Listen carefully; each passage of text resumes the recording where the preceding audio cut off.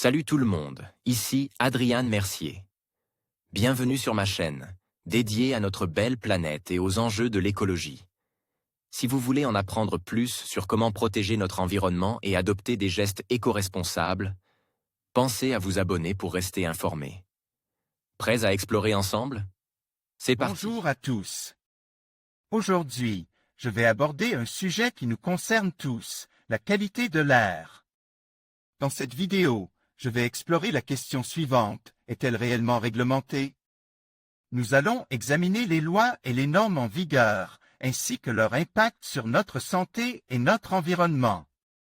Je vous invite à me suivre dans cette réflexion pour mieux comprendre comment la qualité de l'air est surveillée et quelles actions sont mises en place pour la protéger.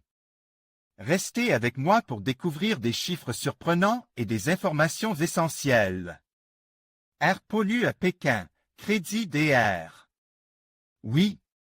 Les directives européennes et leur retranscription en droit national réglementent les activités, énergie, les sources, les émissions, la qualité de l'RR.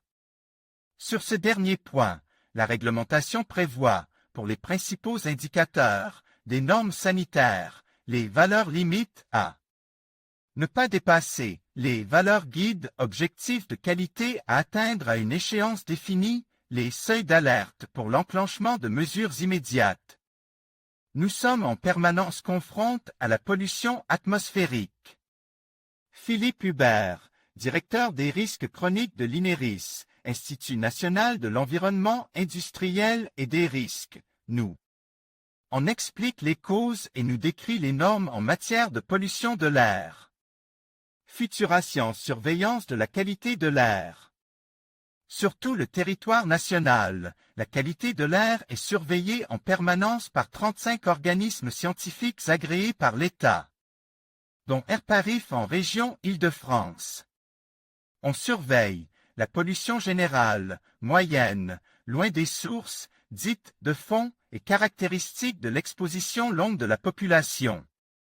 Dans la région concernée, la pollution près du trafic sur les trottoirs, dite de proximité et caractéristique de l'exposition courte de la population ou de l'exposition plus longue de certaines catégories, taxis, livreurs et automobilistes dans le trafic.